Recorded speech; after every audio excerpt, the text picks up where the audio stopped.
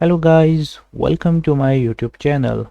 In this video, I will show you how to change slide size in PowerPoint. Right now, I am using 2019 version. So first you have to click here on the design option and then you will see the option slide size. Just click here and then click on custom slide size. Here you have to enter the width and height. So if you don't know about the centimeter, just write the height with pixel. So right now I want to make a slide with 1200 pixel width and 1200 pixel height. Now click on OK, then just click on maximize. And here we go, we have successfully changed slide size in PowerPoint. If you have any question related to slide size, you can ask me in the comment section. Bye bye.